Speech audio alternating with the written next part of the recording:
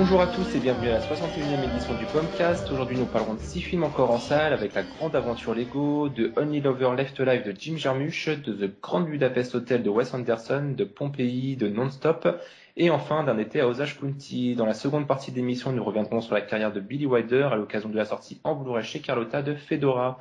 Avec nous aujourd'hui on a Jet Trigado. Salut. Salut. Alegas. Salut. Et moi-même Logan. Mais comme d'habitude, on commence par les sorties Blu-ray et DVD de la semaine, avec cette fois-ci Classe Touriste de Claude Sauté qui sort en Blu-ray chez nos voisins anglais de BFI. Alors pour parler un peu de l'édition Blu-ray vite fait, c'est donc une édition Blu-ray en combo avec DVD, donc à mentionner par contre que les sous-titres anglais sont bien amovibles, donc on peut les enlever, on n'est pas obligé de se les taper en même temps que le film.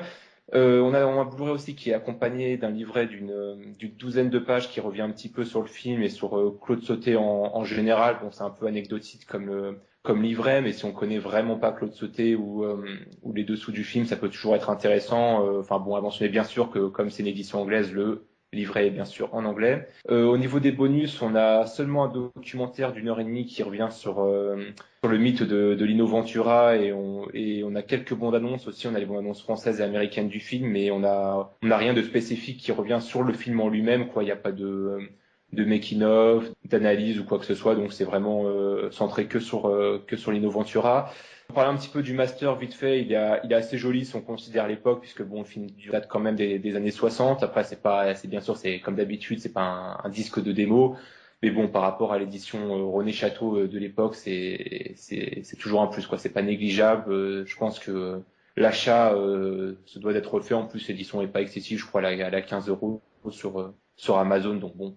Pour parler un petit peu du film, c'est donc le second film de Claude Sautet, mais c'est son premier projet personnel puisqu'il avait fait qu'un film avant qui était un espèce de film de commande en 1956 qui était une comédie d'un scénario de Yves Robert, donc bon, c'était pas c'est un film qui est adapté surtout d'un livre de José Gioviani par Sautet lui-même, donc c'est pas José Gioviani qui a écrit le script du film, c'est Sautet.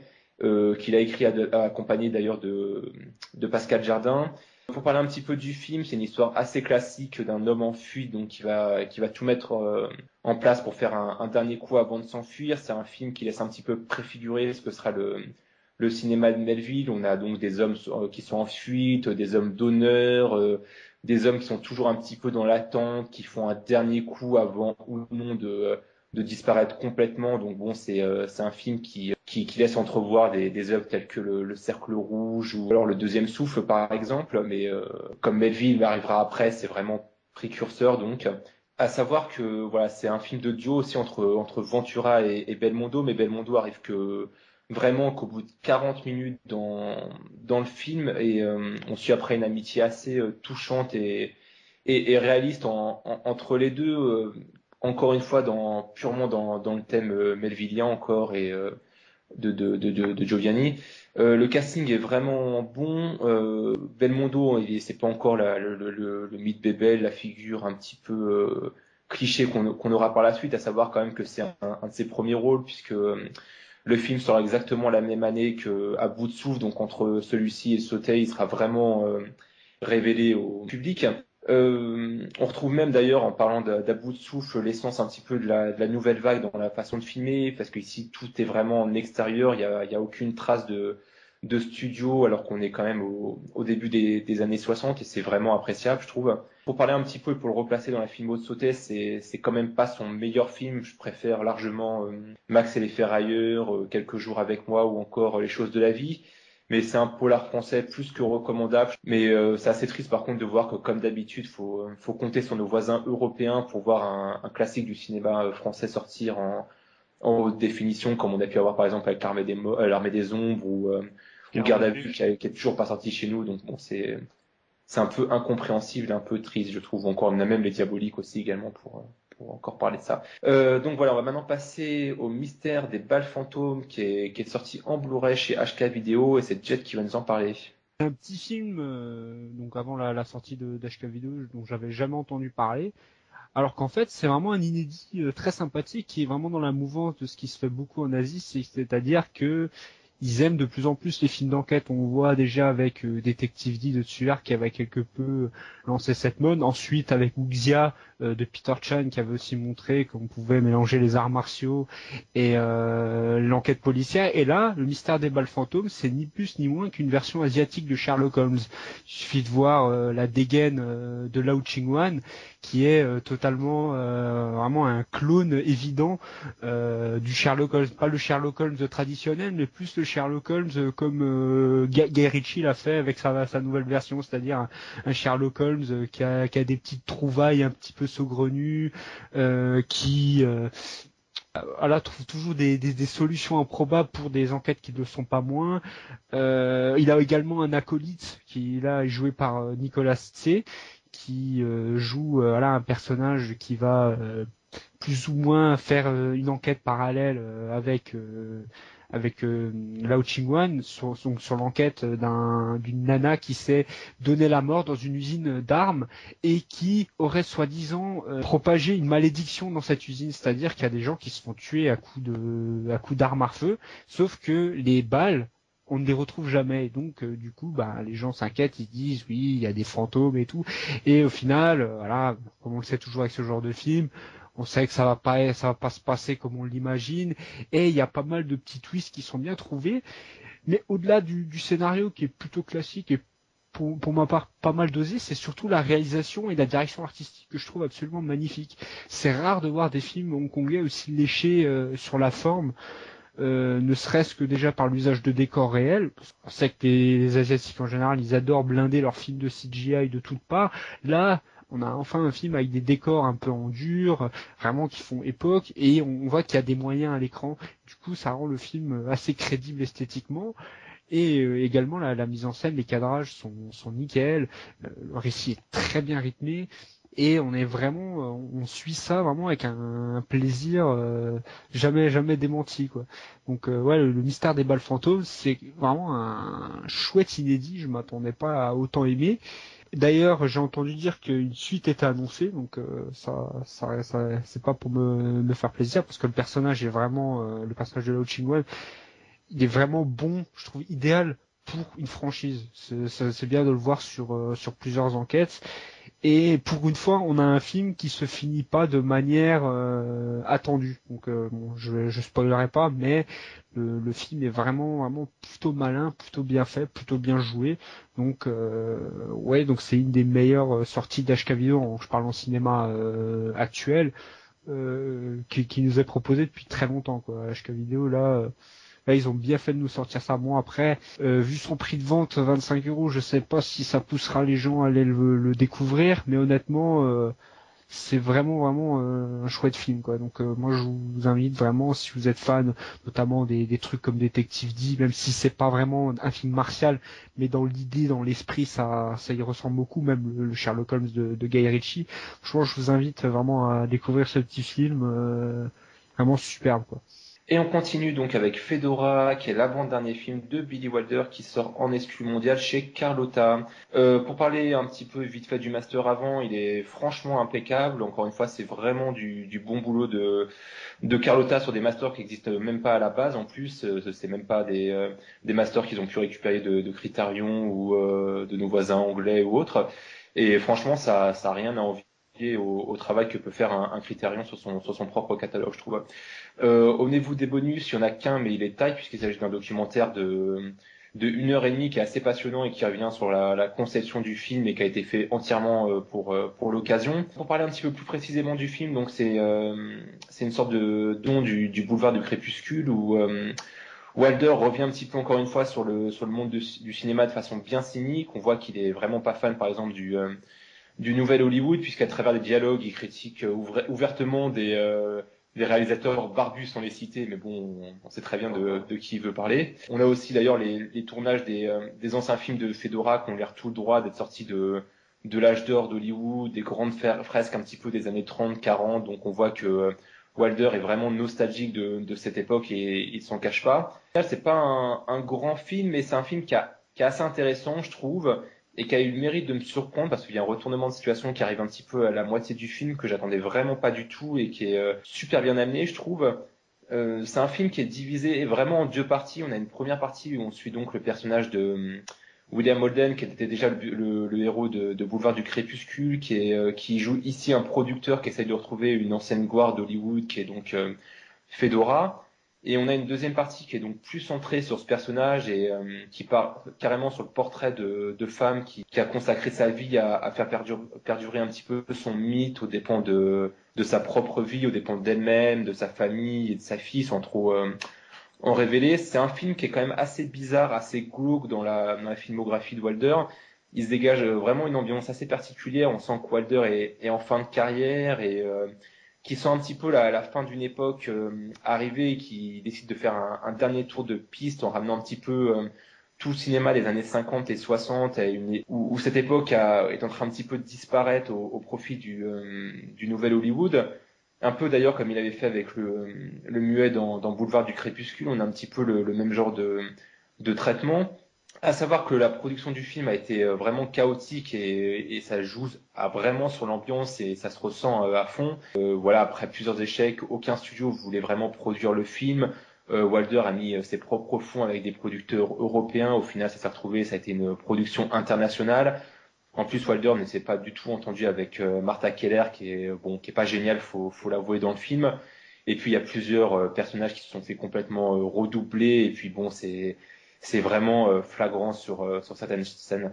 Après, bon, si on s'intéresse à Wilder, si on a envie de voir un petit peu un film un peu à part dans sa filmographie et un film carrément à part dans les productions de l'époque, parce que c'est vraiment particulier comme film. Et même si c'est pas un grand film, je trouve que bon, c'est intéressant de se pencher dessus et de le traiter et d'étudier un petit peu dans la filmographie de Wilder et même dans le cinéma de l'époque. Donc bon, c'est pas un film que je conseillerais à tout le monde, mais si on s'intéresse à tout ça, c'est quand même un film à découvrir si on l'a pas vu. Et on finit donc ces sorties Blu-ray et DVD avec Sideway d'Alexander Payne qui sort en Blu-ray chez la Fox.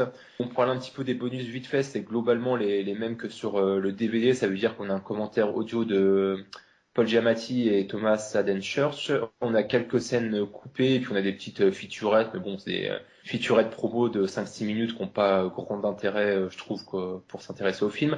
Le master est assez bon. Bon, comme d'habitude, c'est pas un disque de démo. Mon film, je l'avais pas revu depuis sa sortie salle et j'en garde un petit peu le même avis que j'en avais à l'époque. Ça veut dire que c'est un bon film, mais rien de plus. Au final, c'est pas un film pour lequel j'ai vraiment un attache particulier. Je sais que c'est un film qui plaît à beaucoup de monde, qui s'est fait un petit peu une réputation de film culte dans le circuit un petit peu indé. Pour mémoire, donc on suit 2 amis de fac qui étaient joués qui sont joués par Paul Giamatti, qui joue un espèce de professeur d'anglais qui aspire à devenir écrivain, et Thomas Haden Church qui lui est un acteur un peu baratineur qui prend la vie comme elle vient et qui se marie dans une semaine. Et donc les 2 amis vont faire un petit peu la route des vins et rencontrer 2 filles avec qui ils vont se lier assez vite d'amitié et un petit peu plus par la suite.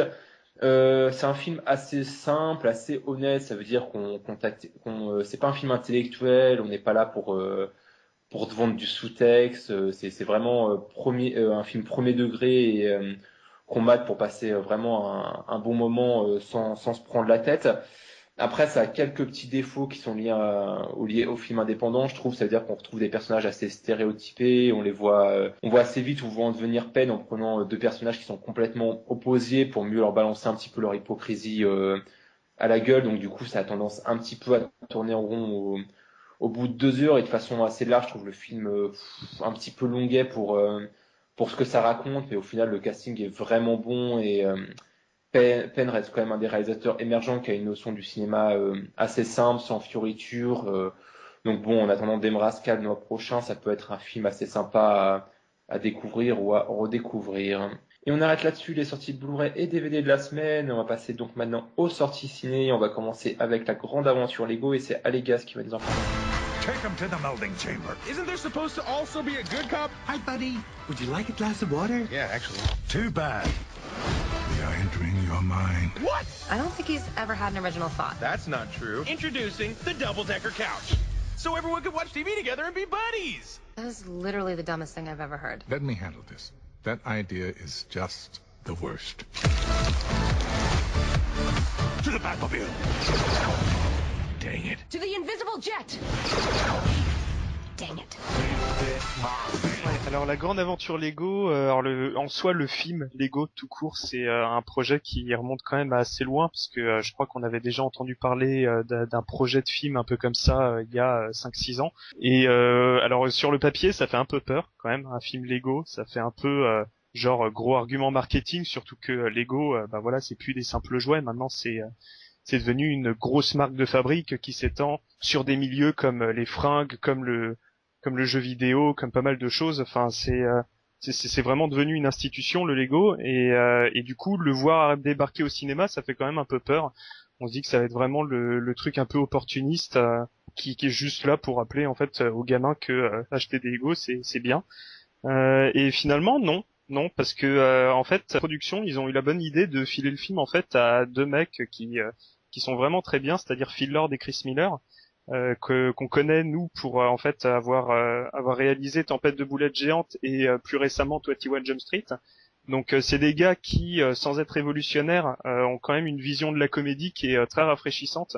Je trouve vraiment que c'est c'est les rares réalisateurs à arriver encore à faire rire de bon cœur aujourd'hui. Tempête de boulettes géantes, c'était quand même assez rafraîchissant au niveau en termes de film d'animation.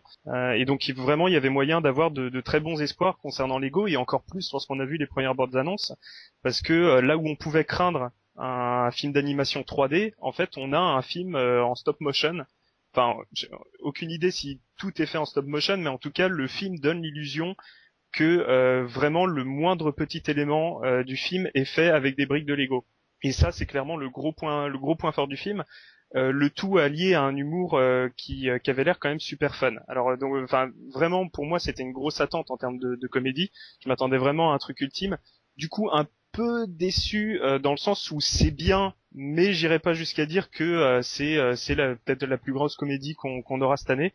Reste que voilà, le film Lego, c'est peut-être ce qu'on aura de plus original en animation cette année, et même peut-être pour les prochaines années à venir. Et vraiment, c'est très très bien. Alors, en gros, le pitch, alors ça aussi c'est l'un des points forts du film, à savoir son scénario, c'est qu'en fait ça commence sur un postulat de base, somme toute hyper quelconque. Donc en gros, c'est un Lego qui va devoir sauver le monde. Voilà, c'est vraiment le truc tout bête, mais c'est allié à tout un message un peu méta qui est vraiment étonnant. C'est surtout qu'en fait, c'est pas du méta pour faire du méta, c'est que c'est vraiment on transforme un film qui a des volontés marketing, et on le transforme en fait en film somme un peu sur ce qu'il représente. Et donc là, en fait, on a tout un film qui raconte qu'est-ce que c'est le Lego et à quoi il sert. Et je trouve ça vraiment vraiment super bien. Je pense, enfin moi en tout cas, moi je suis quelqu'un qui a joué quand même pas mal au Lego pendant des années, et qui même encore aujourd'hui, ça m'arrive de voir des petits cours d'animation faits en Lego sur YouTube. Je trouve ça, il y en a vraiment qui sont assez épatants. Et Lego? Non, je joue plus au Lego, désolé. Je suis pas comme toi avec ta fille. Du coup, on a tout un message en fait qui je pense parle vachement à ceux qui ont touché de près ou de loin au Lego. C'est que il y a toute une réflexion en fait sur l'originalité de ce que tu crées avec, sur est-ce que tu dois suivre les plans ou pas, est-ce que vraiment c'est d'un postulat marketing, on part sur tout un film sur la création en soi, sur le pouvoir et les limites de l'imagination. Et en ça, je trouve vraiment le film assez terrible. Alors il est pas tout le temps finaux, il y a notamment une partie sans trop spoiler avec des acteurs, des vrais acteurs, qui alourdit peut-être un peu trop le propos, là où à la limite s'il y avait tout eu en Lego, ça aurait peut-être suffi en fait pour raconter tout ça. Mais reste que voilà, Lego qui aurait pu être juste un beau film pour enfants. Alors c'est non seulement un film qui est aussi fait pour les adultes, parce qu'en termes de références, il y a vraiment des références, il y en a 3 à la minute, et ça m'étonnerait que les gamins ils puissent en suivre certaines, genre notamment toute une blague sur le costume de Batman. Mais du coup voilà, c'est à la fois pour les gamins, c'est à la fois pour les adultes, et puis surtout c'est pas con quoi. C'est hyper drôle et c'est pas con. Et à ce niveau-là, vraiment chapeau, parce que Phil Lord et Chris Miller, ils sont vraiment en train de se faire une petite carrière avec des films qui, c'est clairement pas des chefs-d'œuvre, c'est clairement pas dénué de défauts et tout, mais c'est juste hyper drôle, hyper efficace, et à ce niveau-là, ils sont vraiment bons ces mecs-là.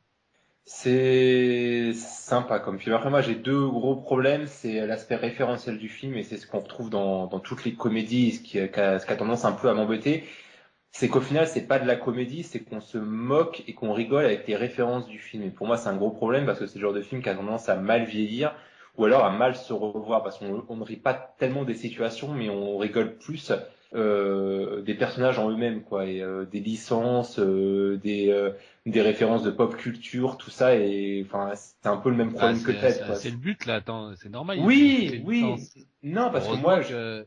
ouais mais moi enfin je sais pas tu vois tu peux faire de l'humour avec parce qu'il y a quand même des blagues qui arrivent à fonctionner dans le film sans ça qui auraient pu se retrouver dans n'importe quel film qui s'appelle pas pour autant Lego quoi. Après, je comprends, tu vois, ce qu'ils essaient de faire, mais enfin, c'est la force et puis la faiblesse du film en même temps. Après, l'autre gros problème, c'est sa dernière partie. Et je trouve que, justement, ça essaie d'intellectualiser un petit peu le film, de donner de la profondeur, de le faire péter plus haut de son cul, mais moi, ça marche pas du tout, ce côté-là. Et justement, ça te fait sortir du monde. Enfin, je sais pas, moi, enfin, j'ai pas trop envie d'en dire trop pour ceux qui n'ont pas vu le film, mais après, je sais pas ce que vous avez pensé de ça. Bah justement, moi je trouve le film bien géré par rapport à ça, c'est que finalement, moi c'est pas gratuit, hein. L'aspect marketing, bien dans le scénario. En fait, l'aspect marketing, le truc c'est que tu ne peux pas ne pas le voir. Il est là. De toute façon, à partir du moment où le film s'appelle Lego, en fait, c'est que le film il est fait pour des raisons marketing. Non, mais bien sûr. Ah oui, mais par contre, enfin, moi c'est ce que je disais. Moi, je trouve pas que ça alourdit le propos en termes de marketing. Moi, je trouve que ça alourdit le propos par rapport à tout le message méta qu'il y a derrière. Je trouve que par exemple, derrière, enfin, on avait bien compris que derrière le bad guy de Will Ferrell, il y avait autre chose. On avait bien compris qu'il y avait une représentation de quelque chose et pour moi il n'y avait pas forcément en effet besoin de la montrer autrement qu'en Lego. C'est là où j'ai peut-être un point faible pour le film. Après je trouve pas non plus le passage déplaisant, il est même assez rigolo. Non, il est pas rigolo. Moi Farrell il joue comme un cochon. Non. Ouais, bon, Farrell il est mauvais mais j'ai trouvé que moi je trouve pas ça gratuit, je trouve plutôt ça bien amené. De toute façon, il fallait bien concrètement, c'est pas facile à scénariser un truc comme ça, avec des Lego, fallait trouver une raison. La raison, je l'ai pas trouvé plus con qu'une autre et ça s'insère dans la narration plutôt bien. Bah non, tu pouvais faire un film premier degré et en faisant bah non, c'est que l'univers Lego et puis voilà. Ouais, c'est que l'univers Lego, ouais, si tu veux, mais bon, moi je trouvais que ça bien amené, bien fichu. Alors pourtant, je suis pas le premier à cracher sur les trucs comme ça, hein. Là, mais même c'est mignon, c'est un côté mignon cette fin. Non mais après un truc moi que je trouve aussi génial c'est que ça hésite pas ça aurait pu un peu s'auto-sucer dans le sens où en disant ouais Lego ça a les meilleures licences et tout. Moi je trouve que ça se moque quand même vachement bien de tout ça quoi. Finalement il y a un peu un côté grotesque quand tu vois finalement le nombre de licences qui en fait qui limite des natures avec tout le reste quoi. Enfin il me semble qu'au détour d'un plan on voit un Lego tiré des récents Lego Simpsons. Mais c'est ridicule en fait à voir quoi. Enfin moi j'y vois vraiment de la moquerie par rapport à ça et même du coup par rapport aux références du Seigneur des Anneaux et tout. C'est moi je trouve vraiment qu'il y a un truc comme ça. Bah c'est soft sur les licences. Moi je trouve qu'ils les utilisent pas assez justement. Bah alors faudrait voir parce que le film marche tellement bien qu'apparemment il y a une suite déjà qui est annoncée par Warner pour 2017. Là il y a vraiment de quoi exploiter. Il parle pas de plein de mondes Lego qui sont pas encore visités. Enfin le tout dernier plan du film, moi je le trouve géant. Enfin ça peut promettre un truc vraiment très drôle. Hein. Casting vocal, je trouve qu'il est utilisé de façon super intelligente. Moi j'ai en tête le perso d'Alison Brie que je trouve vraiment délirant. Et surtout celui de Liam Neeson, enfin pour moi c'est best perso du film quoi. C'est basé sur un truc tout bête, hein, c'est-à-dire un changement de personnalité, mais ça donne lieu à des répliques. Moi je trouve ça vraiment excellent. Hein. Genre tout le délire autour des chaises et tout. Enfin.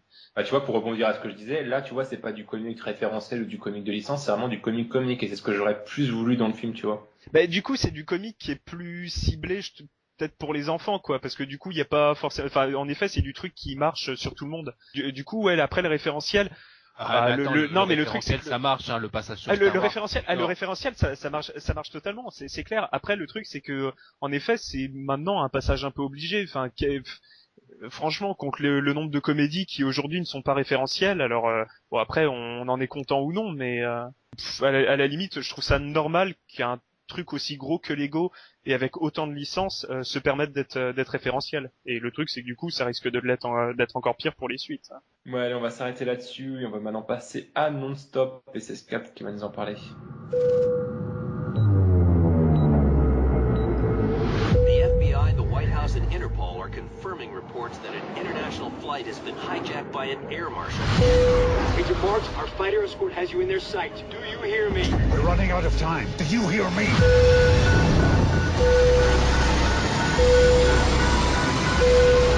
Alliance, hijacking this plane. I'm trying to save it. Alors, Non-Stop de Jaime Collet-Serra, je sais pas trop comment ça se prononce, enfin bon, il est espagnol, on s'en fout. Mec Collet-Serra. Ouais, oh, voilà. Le gars qui a fait Les Heures et La Maison de Cire. Donc, Non-Stop, qu'est-ce que c'est? C'est pas grand-chose.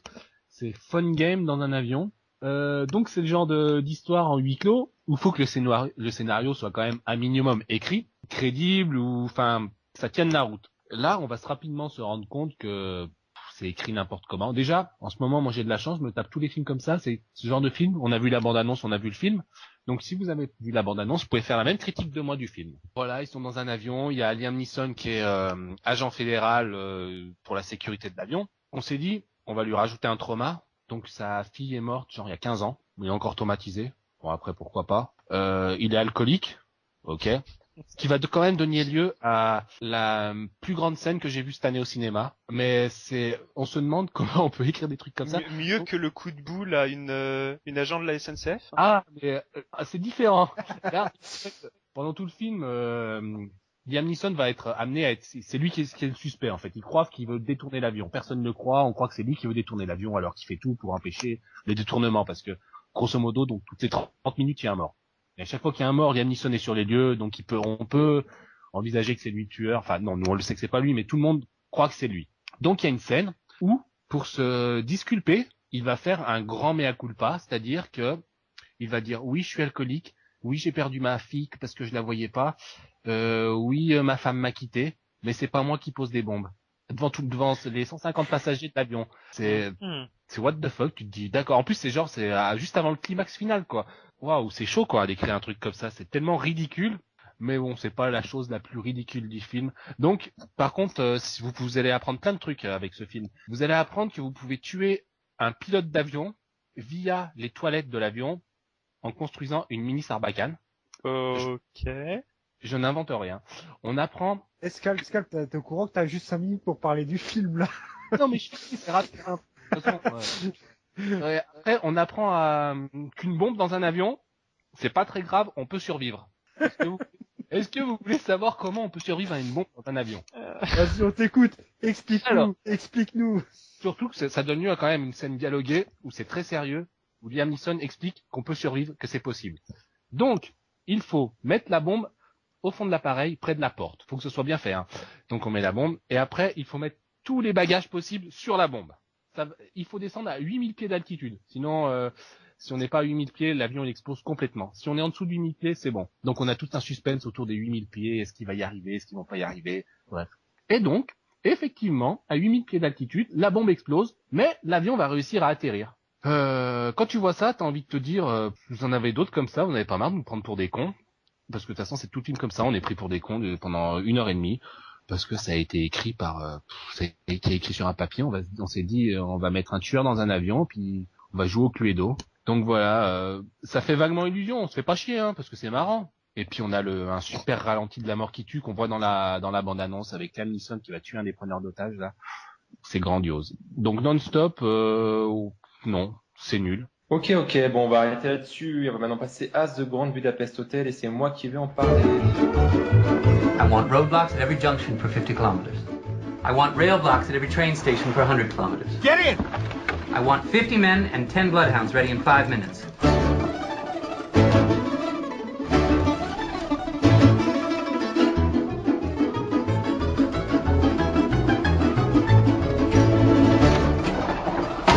You can't arrest him simply because he's a bloody immigrant. Take your hands off my lobby boy!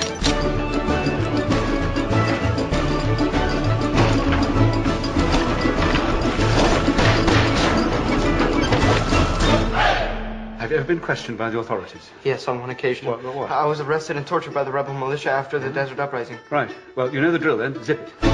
Ouais, donc The Grand Budapest Hotel de Wes Anderson, dont c'est le 8e film qui arrive donc 2 ans après Moonrise Kingdom, qu'il avait un petit peu révélé au grand public dans le sens large du terme.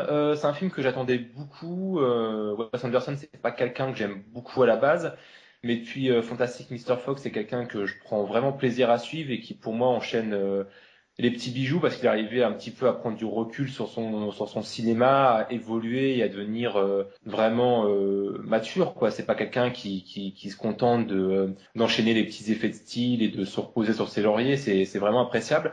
Ça va être dur de pitcher le film car c'est vraiment un film qui est un film poupée russe car on suit vraiment plusieurs intrigues qui sont un petit peu imbriquées les unes dans les autres. Pour faire court, ça se situe donc dans les années la majorité du film se situe dans les années 30, un petit peu dans une période d'avant-guerre nazie où on sent vachement que Wes Anderson essaie de nous décrire un petit peu le changement et la fin d'une époque arrivée. C'est un film qui est très ambitieux, c'est même le film le plus ambitieux d'Anderson, je trouve, que ce soit au niveau donc des changements d'époque, et il y a aussi des changements de format dans film, ça veut dire qu'on passe en fonction des époques du 4/3 au 16/9, donc c'est assez intéressant, je trouve, ce qu'il en fait, et qui donne une espèce d'ampleur à la réalisation. Je trouve que formellement, c'est son film le plus réussi. Il y a vraiment des mouvements de caméra qui sont juste magnifiques. La qualité du film, parce que mine de rien, l'émotion ne fonctionne pas comme on le voudrait. Moi, Moonrise Kingdom, c'est vraiment un film qui m'avait laissé émotionnellement sur le cul. Là, un petit peu moins, ça veut dire que à la fin, on t'annonce des tragédies. Moi, j'étais là, j'ai fait ouais, mais encore, quoi. Ça veut dire qu'on t'annonce ça pendant 5 secondes dans le film, qu'on te le montre pas, qu'on te l'accompagne pas. Et du coup, sans faire gratuit, j'ai trouvé que c'était un petit peu trop simple comme façon d'amener le propos. Et je trouvais ça plus intelligent justement dans Moonrise Kingdom, où on te montrait un petit peu en filigrane et où tu faisais ta propre idée de la fin qui était beaucoup moins happy endée qu'on voudrait te le laisser croire. Et là, justement, on te balance ces informations pré-mâchées et ça m'a un peu dérangé, même si bon, le film est pas mauvais pour autant. Je trouve un aspect qu'on retrouvait pas dans les anciens films d'Anderson, c'est l'aspect un petit peu manichéen. Ça veut dire que par rapport à ces anciens films, là, il y a des grands méchants qui sont établis, quoi. Je pense notamment à William Dafoe qui est là clairement pour faire le méchant de base sans aucune profondeur et qui est là pour te faire mourir des personnages et pour te faire avancer l'intrigue. Et c'est un peu décevant parce qu'il y avait quand même des personnages noirs dans les anciens films de Wes Anderson, mais qui étaient expliqués, qui n'étaient pas tout noir ou tout blanc.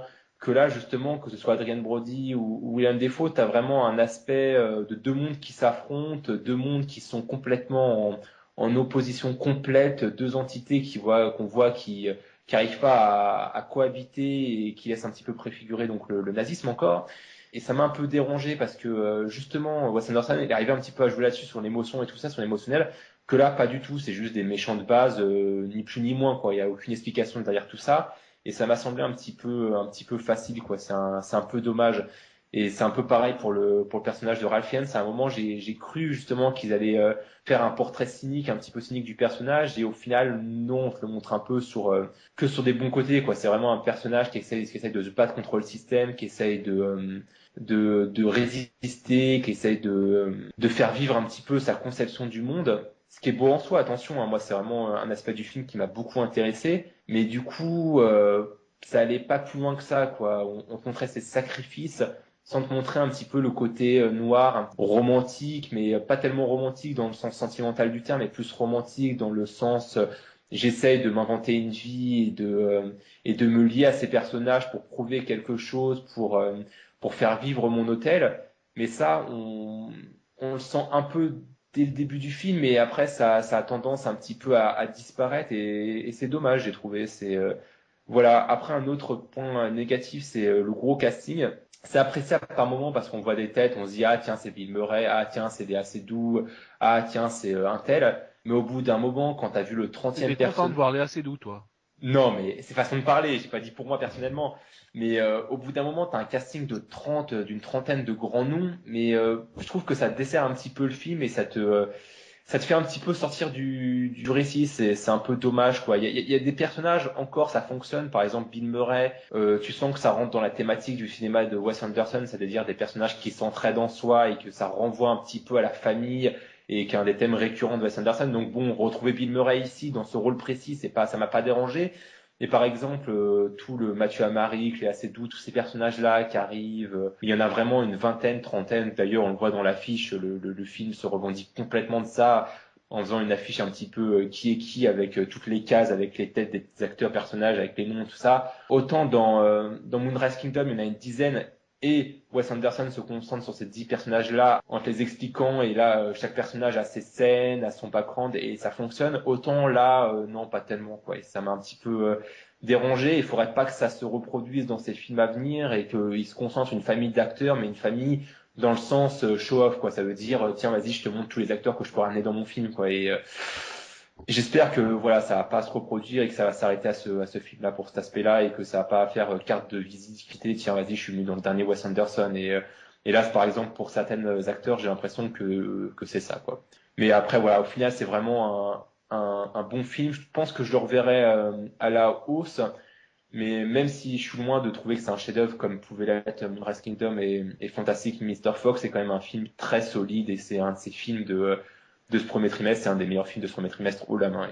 Ouais, alors moi je suis clairement plus mitigé. C'est que, alors déjà moi j'ai un parcours par rapport à Wes Anderson un peu différent. C'est que moi, à part Fantastic Mr. Fox, c'est pas que je déteste le reste, mais ça passe un peu par-dessus la tête, et enfin voilà, très sincèrement, une fois que j'ai vu les films, en fait, je les oublie et j'ai aucune envie de les revoir.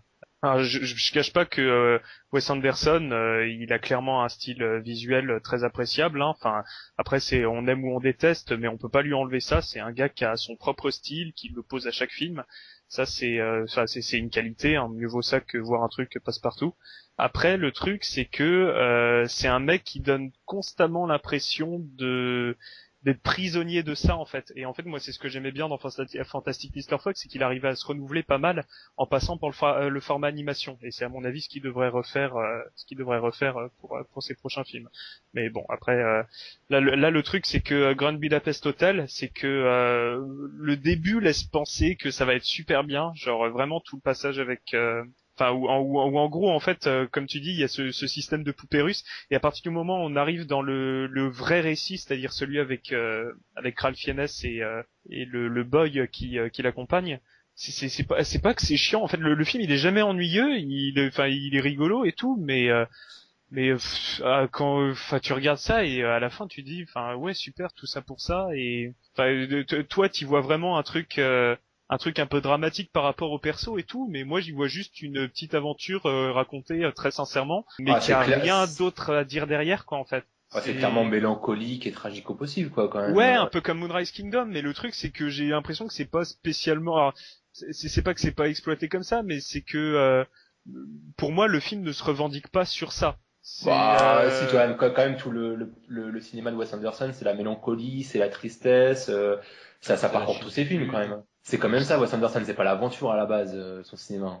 Bah ouais, enfin le truc c'est que entre l'évasion de prison, la fuite, enfin tout le truc par rapport retrouver le perso d'Amalric et tout, enfin le truc c'est qu'en fait la petite mélancolie, on te la scène par 2-3 petites touches, on te le rappelle en effet que la guerre est en train d'approcher et tout, et on te le martèle vite fait à la fin, mais le truc c'est que voilà, c'est le côté mélancolique là, pour le coup, c'est quoi, c'est 3-4 scènes de 30 secondes dans le film, c'est moi j'y vois bien plus un film d'aventure qu'autre chose, hein, en tout cas dans Grand Budapest Hotel. C'était pas trop le cas pour Moonrise Kingdom, il y avait un truc différent par rapport à la relation entre les deux gamins, mais là pour le coup, alors après je dis pas que c'est pas bien, hein, c'est le film il est très sympa et tout, mais moi pour le coup, je le reverrai jamais, quoi. J'ai trouvé ça rigolo, ça je me suis pas fait chier pendant la séance. Après le truc c'est que voilà, et puis par rapport au casting, bah les mêmes réserves que toi, c'est que tout le film se vend là-dessus, et en fait ça devient n'importe quoi. C'est que là Wes Anderson, j'ai l'impression que il a pris son carnet d'adresses et il s'est dit il faut que je loge tout le monde, et résultat, alors non seulement il y a tous les acteurs qui sont sur l'affiche, mais en plus il y a des trucs style il y a un moment où on voit George Clooney au détour d'un plan d'une demi-seconde, quoi. C'est je l'ai même pas remarqué. C'est l'un des soldats, la fusillade à la fin. Putain, j'ai même pas fait gaffe. C'est l'un des soldats, et il y a un autre acteur que j'ai remarqué. Là le nom m'échappe, mais je sais que j'ai remarqué aussi un autre acteur au début du film. Hein. Mais voilà, le truc c'est que là encore c'est tout ça pour ça, c'est pourquoi foutre autant de têtes d'affiche. Alors déjà si c'est pour les sous-utiliser, parce qu'il y a plein de super acteurs qui ont des rôles de 2 minutes, mais c'est surtout que là on se dit ça aurait pu être un autre acteur inconnu que ça aurait fait exactement la même chose. Et là alors qu'on mette des têtes d'affiche, plein de têtes d'affiche dans un film, moi je veux bien à partir du moment où ça a un sens, mais là le truc c'est que c'est pas du tout pertinent quoi. Là ça fait vraiment mec qui expose un peu tous ses potes dans son long métrage, et là je suis un peu dubitatif sur le coup. Finalement, ce que j'ai préféré dans le film, en fait, c'est un peu mais c'est un truc finalement, ça passe beaucoup trop vite pour que ça soit vraiment, pour que toute la portée tragique s'en ressente. C'est tout ce qui touche avec la relation avec la gamine boulangère. Du coup, bah, là, je vais spoiler un peu, mais en gros, on annonce qu'elle a eu un destin funeste en fin de film. Et le truc, c'est que, comme tu dis, en fait, c'est des persos qui passent tellement rapidement. C'est des persos qui sont tellement au milieu de plein d'autres que ça te touche pas quoi. C'est ça. Ouais, non, c'est ça, c'est un peu une réserve que j'avais aussi. C'est autant Moonrise Kingdom, l'histoire d'amour entre les gamins, ça m'avait vraiment touché, autant là j'ai l'impression que ça faisait un petit peu redite mais en moins bien quoi. C'était moins exploité, et comme ça en 2-3 scènes, ils pensaient qu'il allait non, ça fonctionne pas quoi. Bon, après Wes Anderson, mine de rien, alors là le truc c'est que je sais qu'il y a plein de gens qui seront pas d'accord avec moi, mais je pense que c'est un gars qui aurait besoin de changer de style un peu. Il est très bien avec son style, il le maîtrise à la perfection et tout, ça permet d'avoir quelque chose d'assez complémentaire dans son œuvre, mais mine de rien, j'aimerais bien le voir faire, et c'est voir s'il est capable de faire autre chose quoi. Avec Fantastic Mr. Fox, il arrivait à prouver qu'il était capable de passer à l'animation et tout. Mais par exemple, j'aimerais bien le voir un peu faire un film de commande. Et c'est là que je sais qu'il y a plein de gens qui seront pas d'accord avec moi, parce qu'en effet, ça pourrait paraître comme une régression. Mais mine de rien, là jusque-là, Wes Anderson, il a fait du Wes Anderson. Ouais, mais il fait toujours du Wes Anderson avec plus d'ampleur, c'est ça. On peut pas lui dire que ce soit narrativement ou esthétiquement, c'est pas un mec qui stagne et qui se repose sur ses lauriers quoi. Là en l'état, je trouve un peu le film, en tout cas au niveau scénaristique, je trouve le film un peu bancal. L'idée est très sympa. Le truc c'est que émotionnellement, ça arrive pas à faire ce que ça veut faire en fait. Ah oui, ça capte. Ok, bon, alors on va s'arrêter là-dessus et on va maintenant passer à Only Lover Left Alive, et c'est Allegas qui va nous en parler.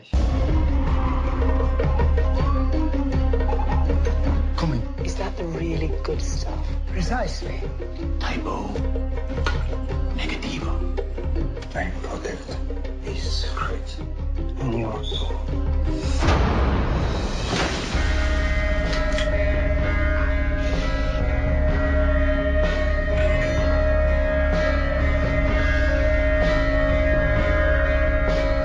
How can you have lived for so long and still not get it?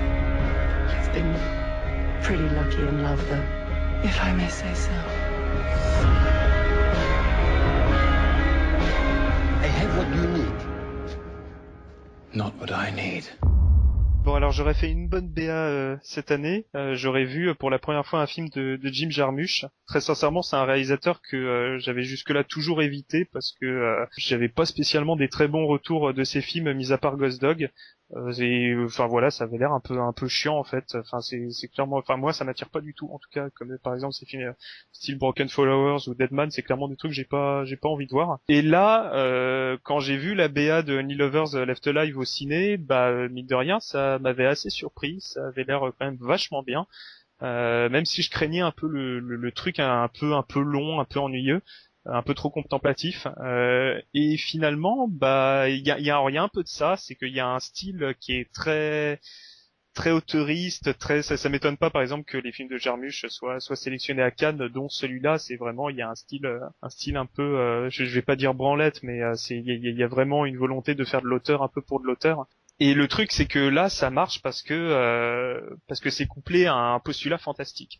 Alors Only Lovers Left Alive, donc là c'est pas une surprise pour personne, hein. Quiconque a vu la bande-annonce au cinéma le sait. C'est un film de vampire. Mais c'est un film de vampire qui prend une direction très originale parce que, en gros, on fout les vampires dans un contexte contemporain, mais c'est au niveau de la façon dont on les dépeint que ça devient très intéressant parce que, contrairement à des trucs, par exemple, le premier qui me vient à l'esprit, comme c'est Morse, où on met des vampires, comme des créatures assoiffées de sang et finalement qui essaient de survivre un peu. Là, Only Lovers Left Alive, on dépeint les vampires comme des êtres qui auraient pris comme une sorte de mutation un peu de l'être humain, mais qui auraient pris le pas intellectuellement qui serait supérieur en fait à toute la race humaine.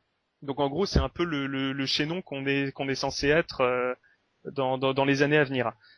Et là où ça devient encore plus intéressant, c'est que on a des vampires qui, d'après ce qu'on entend dans les dialogues, sont vivants depuis le XVe siècle et qui en fait vivent leur immortalité dans un seul but, c'est-à-dire faire agrandir leur connaissance du monde, de la culture ou quoi que ce soit, et de faire de l'art. Donc alors comme ça peut paraître un peu bête, mais finalement c'est un postulat de départ qui est vraiment fascinant parce que du coup on a des personnages qui cherchent juste à survivre en se nourrissant de sang qui se procurent avec des dealers dans des hôpitaux et qui à côté de ça en fait passent leur nuit à faire de la musique, à lire des bouquins. Enfin c'est vraiment assez étonnant parce que du coup on a vraiment des vampires hyper pacifiques et c'est là où le script est assez intelligent, c'est qu'en fait on les confronte après à des formes de vampires qu'on a déjà plus l'habitude de voir dans des films classiques.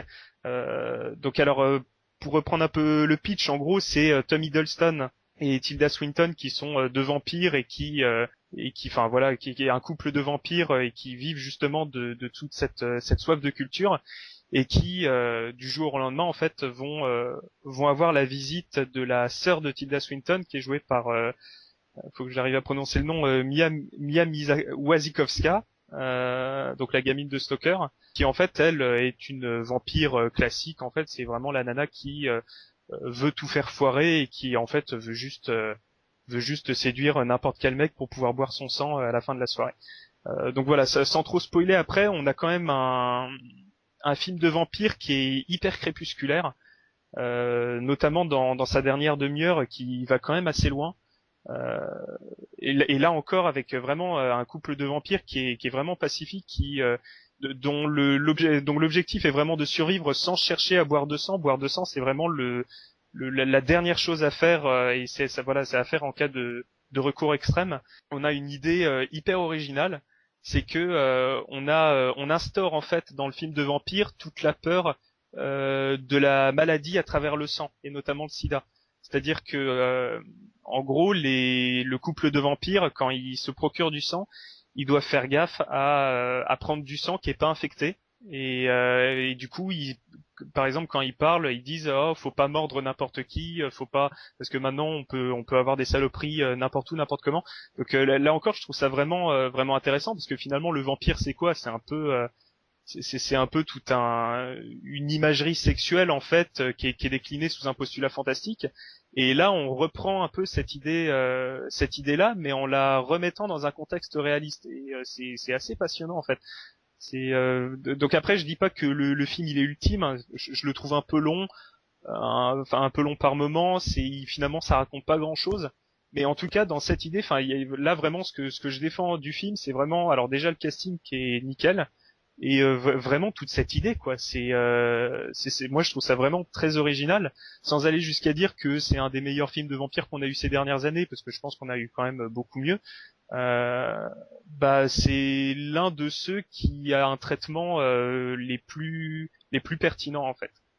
Et clairement, bon, j'irai pas jusqu'à conseiller le film en disant que c'est un des meilleurs de l'année et tout, mais là très franchement si on est fan de films de vampires et que on n'est pas spécialement rebuté par une mise en scène un peu lente, un peu contemplative, là ça va passer tout seul, faut y aller quoi. Ouais, je l'ai vu aussi le Djermouche. Moi c'est un film, je sais pas, j'ai pas tellement aimé, mais j'aurais du mal à en dire du mal parce que c'est un film comme tu le dis qui est qui est vachement intéressant dans ses idées et dans sa conception de l'univers du vampire. Mais le problème, c'est que c'est un film qui a plein d'idées, mais qui au final en fait pas grand-chose et se repose un petit peu trop sur son ambiance lancinante. Moi, ce qui est passionnant quand même, c'est la transposition des lieux.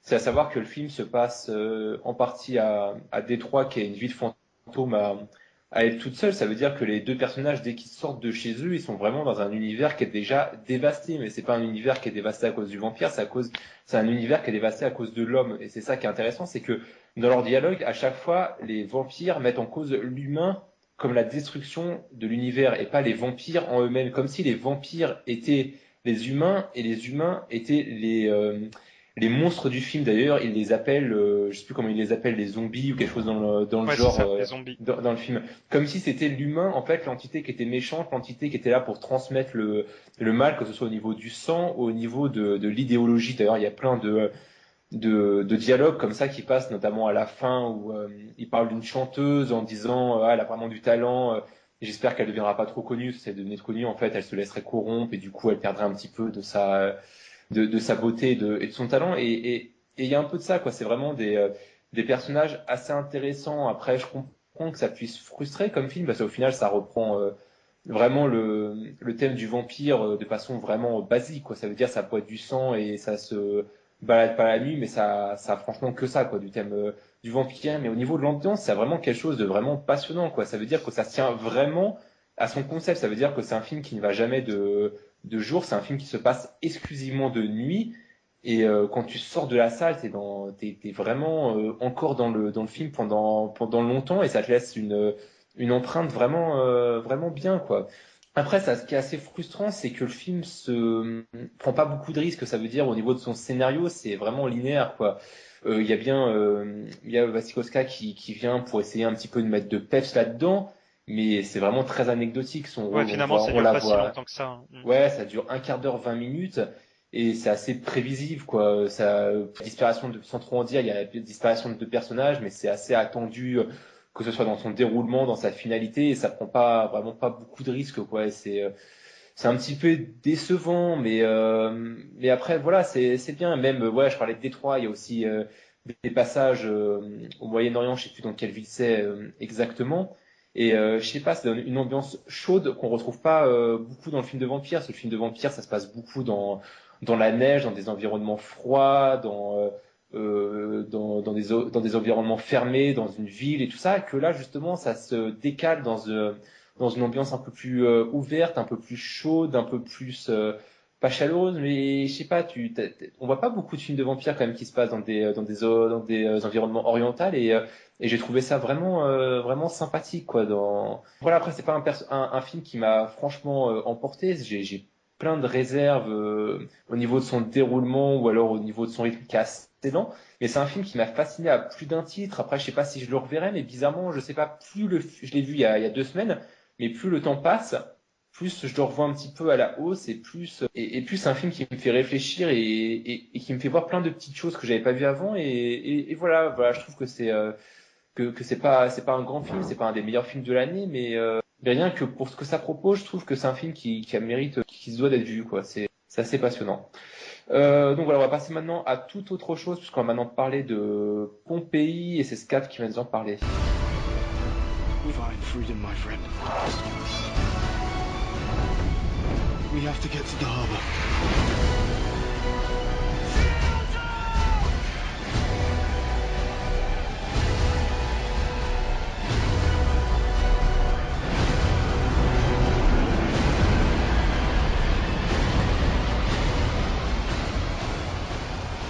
Les films de qualité, c'est pour moi.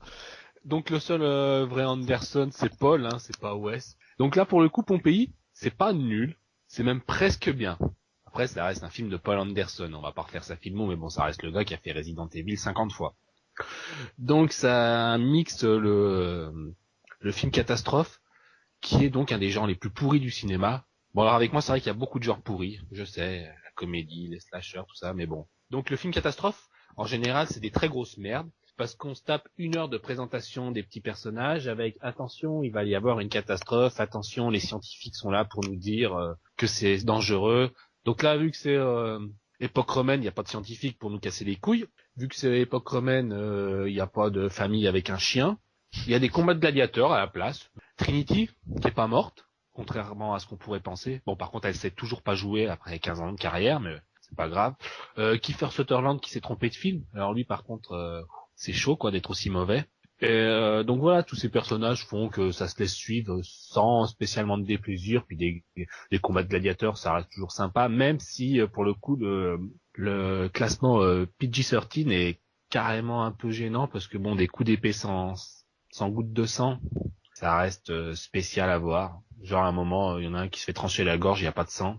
Donc le mix des deux genres fonctionne parce que donc après 1 heure de film, le volcan se réveille. Et là, par contre, on apprend que finalement Pompéi, il y a eu un tsunami aussi, il y a eu un ouragan, enfin.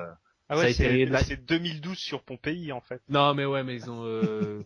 C'est plus qu'un volcan. Enfin, je sais pas comment les archéologues ont pu retrouver quelque chose de Pompéi après ce qu'ils nous montrent là, parce que il y a un raz-de-marée, mais il y a tout dans le film. C'est il y a une tornade. Pour le coup, à part ça, à part le côté Pompéi, il s'est dit que la lave ça suffirait pas, donc quoi qu'il y a pas mal de boules de feu, donc ouais, il y a tout ouragan, tsunami, tornade, enfin il met tout ce qu'il peut mettre. Mais pour le coup, à côté de ça, ça reste très premier degré, assez sérieux et jamais what the fuck quoi. Il y a pas de zombies, il y a pas de mitraillettes, il y a rien de Paul Anderson quoi. Le film il pourrait être réalisé par n'importe quel, par Brett Ratner. Voilà, j'allais le dire. Brett Ratner. Mais le pire, c'est que Brett Ratner, il est en train de faire aussi son truc de gladiateur avec The Rock, là, Hercule. Parce que la fin est quand même particulièrement réussie pour le coup. En gros, tout le monde crève. Hein. Eh ben, en même temps, c'est ce qui est bien avec ce genre de film, c'est que là, tu connais déjà la fin quand tu vois le film. Ouais, non, mais attends. C'est comme Titanic, quoi. Ouais, non, mais il aurait pu faire. Genre, le couple aurait pu réussir à s'en sortir. Il y a toujours, parce que il te le fait quand même espérer. Enfin, espérer. Non, j'espérais rien, j'en avais rien à foutre. Mais il te fait, il y a une scène où ils sont là, ils se sauvent, tu te dis, ah, peut-être qu'ils vont s'en sortir. Bah non. Non, tout le monde crève. Ça, c'est, pour le coup, c'est plutôt bien. C'est rare dans un blockbuster, comme ça, de voir tout le monde crever finalement. Même si ça part d'un postulat historique qui peut pas changer la réalité. Moi, je me dis, Paul Anderson, c'est pas ça qui l'empêche. Il aurait pu mettre un deltaplane pour que le héros se sauve, hein. Ça lui fait pas peur, ce genre de détail. J'imagine un aigle qui vient sauver les deux gars au dernier moment. Ouais. Ou l'aigle, l'aigle du Hobbit qui arrive comme ça, parce que l'aigle du Hobbit, il arrive quand on claque des doigts. Ben voilà. Le mec, il va faire un crossover entre le Hobbit et Pompéi. Ça serait mortel, ça. Donc voilà, Pompéi, ça passe le temps. C'est Roland Emmerich qui rencontre Paul Anderson, qui rencontre Brett Ratner. Enfin voilà, ça pose le niveau. Je sais que ça donne envie. Oh, s'il te plaît, Anderson est quand même un peu plus au-dessus que Emmerich et. Donc ouais, après Paul Anderson, techniquement c'est plutôt carré. Hein. Y a rien de honteux. Là en plus du coup il y a pas de ralenti à la Keke style. Ça se regarde.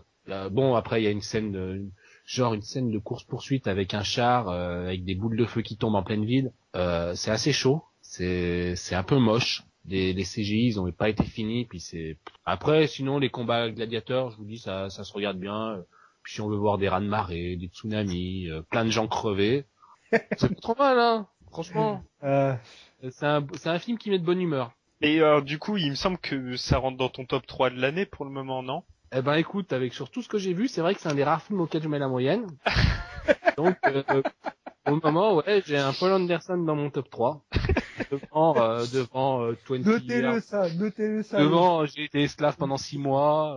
Donc Paul Anderson, il est pas si mauvais, hein, faut pas croire. Donc on va s'arrêter là-dessus. On va maintenant passer à un été à Osage County et c'est moi qui vais en parler. I'm a man on fire, walking through your street with one guitar.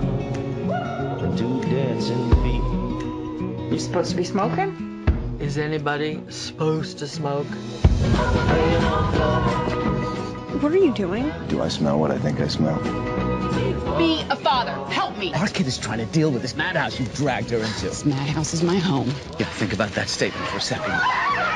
Marriage is hard. That's one thing about mom and dad. You gotta tip your hat to anybody who could stay married that long. Karen killed himself.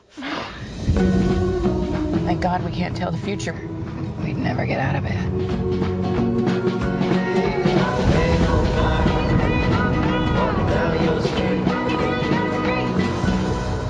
Donc un Prométhée Osage County, qui est le deuxième film de John Wells, qui avait réalisé pour mémoire en 2012 The Company Man, qui était un film assez recommandable et qui œuvre également en tant que producteur sur la série Shameless, qui est une série que j'apprécie beaucoup. Donc c'est tiré d'une pièce de Tracy Letts, qui a écrit également le scénario. Tracy Letts, pour mémoire, c'est celui-là qui avait œuvré notamment sur les 2 derniers films de Friedkin, qui étaient Bugs et Killer Joe, qui étaient déjà à la base 2 excellents films. Même si à la base le film est très mal vendu, je trouve, parce que ici on nous montre une bande-annonce qui laisse entrevoir un film un peu joyeux, qui ferait des blagues sur la famille dysfonctionnelle, alors que pas du tout. Au final, on a une œuvre très noire, très nihiliste, un petit peu dans la veine de ce que pouvait être Killer Joe, même si ici on n'est pas dans le film de genre, mais dans le drame familial pur. Donc l'histoire, sans trop en dire, c'est une famille qui se réunit après la disparition du patriarche, qui serait parti donc du cercle familial pour une raison que l'on ignore. Déjà, malgré le fait que ce soit adapté d'une pièce de théâtre, on le ressent pas du tout dans le film, et ça c'est un bon point. C'est un peu comme Killer Joe ici. Tracy Letts, il se concentre pas du tout sur une pièce unique. On sort même beaucoup de la maison en extérieur, dans d'autres lieux. On navigue beaucoup de pièce en pièce, donc ça fait plaisir quand même de voir un film qui se repose quand même entièrement sur ses dialogues et qui arrive à instaurer des scènes qui arrivent à durer un petit peu 15 ou 20 minutes, sans que c'est un aspect rébarbatif, sans que c'est un aspect où tu as l'impression de regarder du théâtre filmé, alors que pas du tout. C'est vraiment une œuvre filmique de A à Z. Si chaque personnage existe, chaque personnage a sa scène, a son background, a son interaction avec d'autres personnages, et le film gère très bien le temps de parole et le répartit très bien entre chaque personnage, même si les 2 personnages principaux du film restent les personnages de Meryl Streep et Julia Roberts. Et c'est également un film d'acteurs, mais et d'ailleurs le film peut faire un peu peur au début, parce on présente le personnage de Meryl Streep qui serait un petit peu en surjeu, alors que pas du tout. On comprend vite que c'est le personnage qui est en surjeu et non l'actrice. D'ailleurs, c'est à un moment, il y a une scène qui est très belle où on évoque le personnage de Meryl Streep, qui évoque Elizabeth Taylor.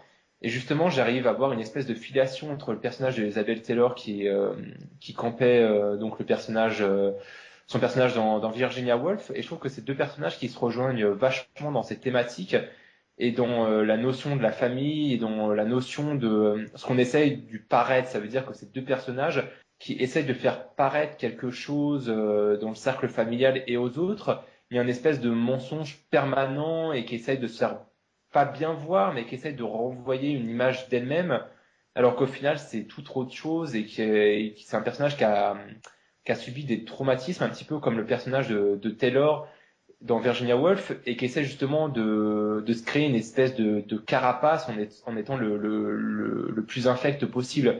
Et j'ai l'impression que Tracy Letts s'est beaucoup inspiré du personnage donc de Taylor dans Virginia Woolf pour travailler un petit peu le personnage de Meryl Streep dans ce dernier. Et si on rapproche les 2 films entre eux et qu'on crée un aspect filial entre eux, c'est très intéressant, je trouve, ce qu'il en fait. Après, donc c'est un film qui est, comme je disais, qui est très noir, très nihiliste, très désespéré. Ça veut dire que la fin, ça aurait pu faire une fin où on essaie de racheter les personnages, mais pas du tout. C'est glauque au possible. Ça va vraiment au bout de son propos, sans trop en dire. Ça instaure même d'autres thèmes comme la pédophilie, comme l'inceste et tout ça. Ça va vraiment loin. Hein. C'est pas. Et en 2013, voir de tels acteurs, je pense notamment à Julia Roberts qui casse complètement son personnage, le personnage toujours positif, le personnage lumineux, c'est pas du tout ça dans le film. En fait, moi déjà il y a une surprise, c'est que en fait le film il est vendu de façon, alors je sais pas si ça tient du génie ou de la crétinerie la plus totale, c'est que là les mecs, soit ils ont été très intelligents et ils ont décidé que n'importe qui verrait le film serait super surpris en le voyant finalement en salle. Soit ils savaient tout simplement pas comment le vendre. Ils avaient pas envie de vendre un truc hyper dark. C'est les bonnes chaînes derrière quand même. Hein. Je pense que c'est caché. Mais le truc c'est que la bande annonce, ça te vend le petit truc familial et tout le monde va être content à la fin, que malgré les problèmes en famille, la famille c'est super bien, c'est uni et tout. Enfin, il me semble en plus les taglines dans la bande-annonce, c'est en famille on s'aime, en famille on se déchire. Ouais, mais ils peuvent enlever la famille on s'aime. Hein. C'est bon, c'est le film, c'est en famille on se déchire. C'est un peu ça tout le propos du métrage. Et c'est fou de voir un truc qui va aussi loin dans ça, quoi. C'est un film qui m'a pris vachement de court parce que je m'attendais vraiment pas à un truc comme ça. Et c'est un film qui m'a beaucoup rappelé, alors en termes de ressenti, en tout cas dans la séance, c'est un film qui m'a fait vachement penser aux Noces rebelles de Sam Mendes dans ce côté vraiment te prend une petite parcelle de l'Amérique que t'as l'habitude de voir, un truc généralement tout joli, tout bien, et on te montre un peu ce qu'il y a derrière et toute la déstructuration de ça en fait, et finalement la destruction en fait de cette image-là. Et là, comme dans les Noces rebelles, en fait, ça va très loin dans ce que font les persos entre eux, et c'est chaud, quoi. Mais là, c'est encore pire que les Noces rebelles, parce que les Noces rebelles, le côté cynique et glauque du film, c'était justement l'hypocrisie des personnages, et ça tendait que vers eux, que là, carrément, on était aux âges Counties, le mal est carrément fait, et le mal vient de la famille, et le mal est façonné directement dans la famille, et te montre que les personnages sont ce qu'ils sont vis-à-vis de leur famille américaine de base, et enfin je sais pas, c'est un truc qui est étonnant, c'est qu'en effet les Noces rebelles, le mal tu commençais à voir le mal dans les actions du film. Là le truc c'est qu'on te fout une famille, tu penses que le mal peut se régler ou quoi que ce soit, mais plus tu avances dedans et plus tu te rends compte que même les persos qui ont l'air tout gentils, tout mignons, je pense notamment à la grosse tante là qui fait rigoler au début et que putain ce qu'on découvre sur elle c'est chaud quoi, et en fait n'importe quel personnage il a fait une connerie dans sa vie et qu'il a assumé d'une façon un peu space et ah ben non, il y a qu'un couple justement qui se différencie de ça et qui sont un petit peu purs. Ouais, voilà, en fait, et voilà, justement et on se dit justement bah non, le film justement va se sauver vis-à-vis de ça, on va te montrer un couple qui arrive à s'en sortir, et bah justement putain, il te balance l'info à la fin. Ça classe par rapport à ça. Ah ouais, mais carrément, et ça fait penser un peu, c'est marrant parce que il y a là aussi ça a encore fait penser aux Noces rebelles, c'est-à-dire que dans les Noces rebelles, il y avait le personnage de Michael Shannon qui était qu'on considérait comme fou en fait, mais finalement c'est lui qui détenait un peu qui était finalement la raison un peu au milieu de toute la folie du film. Et là il y a un peu de ça, c'est qu'en fait finalement les deux personnes les plus en marge qu'on considère les moins intéressantes en fait, celles qui ont le moins réussi dans la vie ou quoi que ce soit, finalement c'est celles qui ont peut-être le moyen de plus s'en sortir. Alors hélas ça va. Enfin, le truc, c'est que le film donne pas le fin mot par rapport à leur histoire, mais tu sens bien que ça peut pas. Enfin, ils vont pas rester indifférents par rapport à ça, quoi. Oui, mais alors après, le personnage qui arrive à être sauvé, c'est le personnage de Chris Cooper, et justement le film arrive à te dire les personnages au final les plus simplets sont ceux qui ont le plus de chances d'être heureux, quoi. C'est un discours un peu. Alors après, ça n'empêche pas quand même. J'ai des petites réserves par rapport au film. Déjà par rapport au jeu de Meryl Streep. Mais autant par exemple la scène du dîner je la trouve géniale et tout, mais Meryl Streep elle est super bien dedans, autant quand elle commence à partir dans le truc un peu trop fou, un peu trop forcé, je trouve que ça sonne un peu faux. C'est marrant que tu parles du truc d'Elizabeth Taylor parce que ça m'a fait aussi, il y a un peu ce côté-là, c'est vrai, ce côté grande actrice du coup qui part dans la folie pure. Il y a un peu de ça, c'est vrai. Sinon un truc qui me gêne un peu, c'est le fait que certains personnages disparaissent un peu trop vite. Et je pense à Cumberbatch et Chris Cooper en fait, qui au bout d'un moment disparaissent purement et simplement du film, et alors qu'il y avait peut-être moyen. Enfin, en fait, le truc c'est qu'on t'explique pas vraiment pourquoi ils sont plus là en fait. Bah non, c'est logique qu'ils soient plus là. La veillée elle est finie, ils s'en vont, ils vont pas te les faire rester pour le. Ouais, je me souviens, mais le truc c'est qu'il y a pas.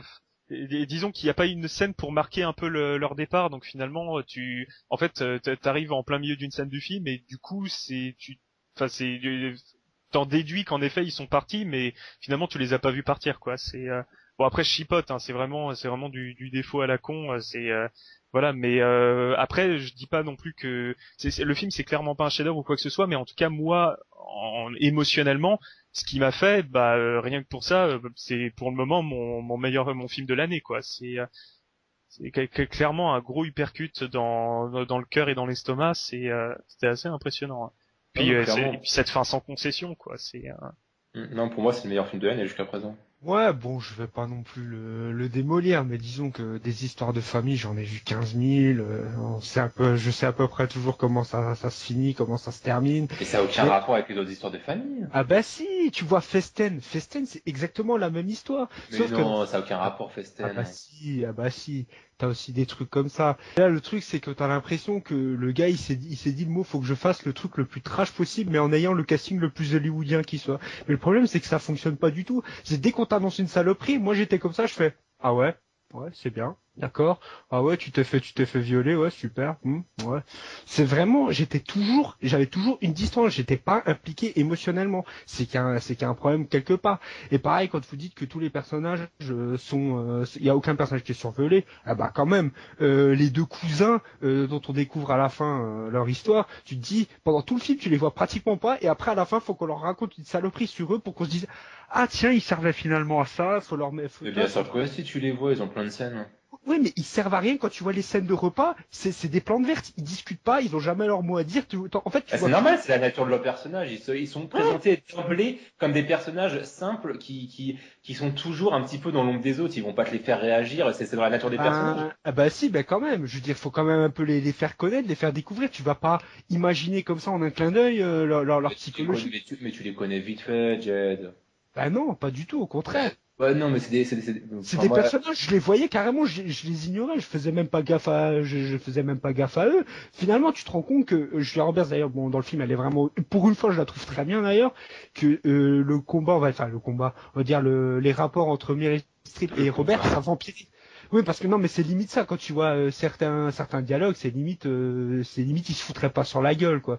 Et donc voilà, ça c'est le genre de film, j'en ai déjà vu 15 000 comme ça, et ça m'a pas plus choqué que ça, quoi. Chaque fois qu'on me sortait une révélation, je faisais, ouais, voilà, quoi, c'est pas... Enfin, c'est le traitement qui est différent, là, c'était, bien sûr que les films de famille, on en a vu 15 000, mais là, le traitement sans concession, la fin noire, le fait que ça apporte quand même des thèmes qui sont pas toujours abordés dans des films de famille, excuse-moi, il n'y en a pas 10 000. Ouais, super, l'inceste et la pédophilie, je veux dire, je trouve pas ça plus trash qu'un sketch de Groland, quoi. C'est, non, mais j'ai l'impression aussi que les personnages, ils s'étonnent de rien. C'est ça qui, moi aussi, qui me choque dans le film.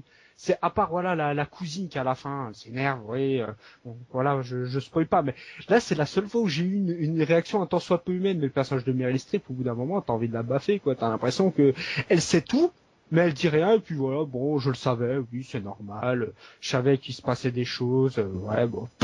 Et justement, c'est l'hypocrisie de la famille, les choses qui sont restées, tout oui, ça. Mais ça, t'inquiète pas, je l'ai parfaitement compris, mais je veux dire, au bout d'un moment, il y a quand même des limites, quoi. T'as l'impression que les personnages, c'est des robots dedans, quoi. Ou alors, un truc qui m'a fait rire aussi dans le film, c'est, encore une fois, en parlant de personnages qui ne servent à rien, le personnage d'Ewan McGregor. Celui-là, je crois que c'est le personnage le plus transparent du film. En plus d'être complètement ridicule. Dans ce film-là, il arrive quand même à se faire ridiculiser par Julia Roberts. C'est un couple où tu te rends compte que la relation, elle est complètement inversée. C'est-à-dire que dans le couple, c'est Julia Roberts qui fait l'homme, et c'est Ewan McGregor, c'est ta gueule, voilà, dès qu'il veut parler. Mais t'as pas compris. Et c'est l'intérêt, en fait. Et justement, c'est l'intérêt, ça te montre que Julia Roberts est en train de reproduire le même schéma que Meryl Streep en écrasant son homme et en le poussant à la dépression, et qu'elle est en train de refaire les mêmes erreurs et la passation du mal. C'est le thème d'un petit peu du film, quand même, Jed.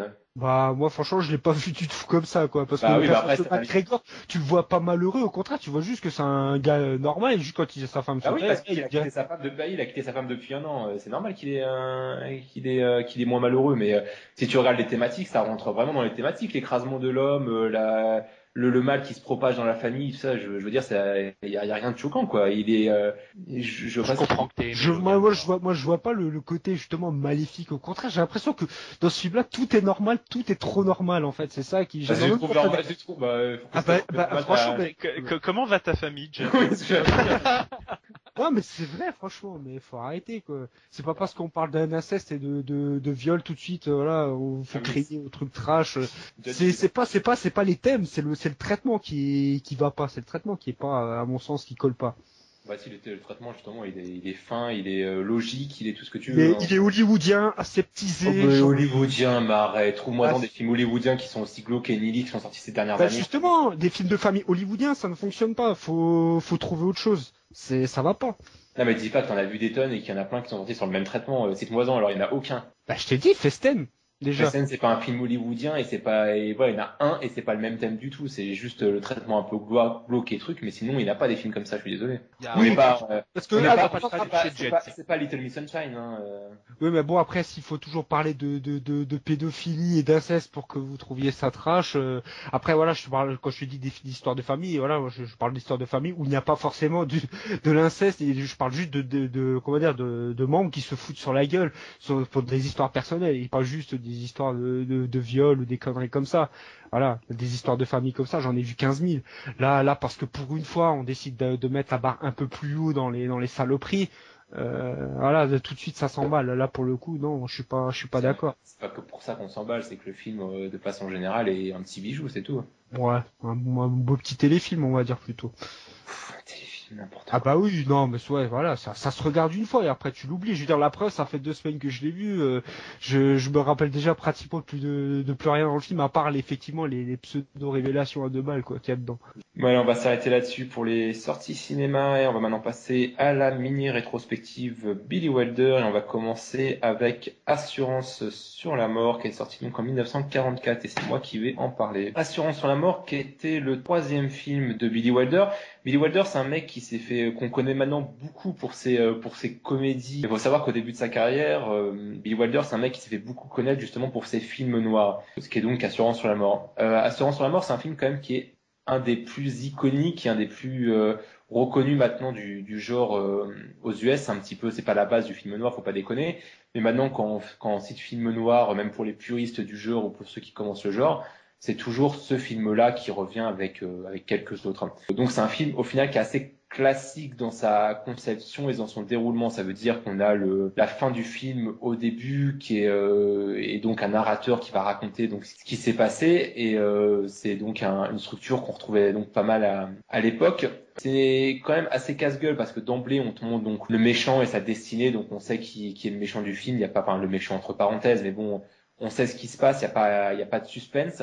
Et du coup, on te montre le déroulement et donc ce courtier en assurance qui va chez un personnage féminin qui est la femme fatale par excellence et qui va donc comploter avec ce dernier pour tuer son mari et pour toucher 2 fois donc le titre anglais du film qui est Double Indemnity, pour toucher 2 fois donc la prime d'assurance du mari décédé. Sauf que là, on a Edward G. Robinson qui est là pour enquêter pour ce qui s'est passé. Et voilà, donc c'est un film qui est assez intéressant parce que comme j'ai dit, on retrouve vraiment tous les codes du film, tout ce qui fait la force des films noirs, que ce soit la femme fatale, le mari trompé, le couple meurtrier, on retrouve vraiment tout. Du coup, ça a sa force et ça a aussi un petit peu ses limites. Moi, c'est un film que je revois maintenant et comme j'ai une assez grosse connaissance des films noirs, que j'en ai vu la majorité sans le cacher, c'est pas un film que je revois donc avec plaisir et que je mettrais dans le panthéon du genre. C'est un film qui est certes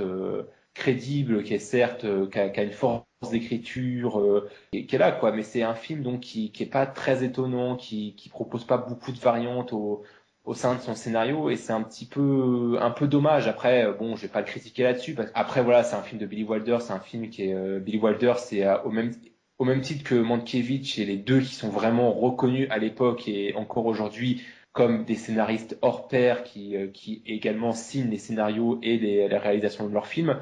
Tout ce que tu dis, t'as pas tort, c'est vrai, mais ça fonctionne, tout fonctionne, le scénario est super bien huilé, et puis quand même le trio d'acteurs, franchement, il tire le film clairement vers le haut.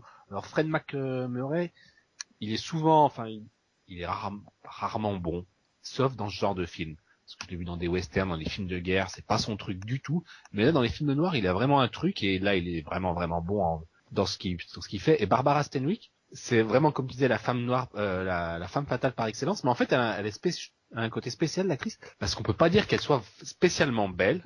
Ouais, c'est ça. Mais il y a un truc, quand tu la vois quand même. Il y a vraiment un truc qui se dégage, et qui la rend attirante, alors que, ouais, elle est pas belle, quoi. Belle au premier sens du terme.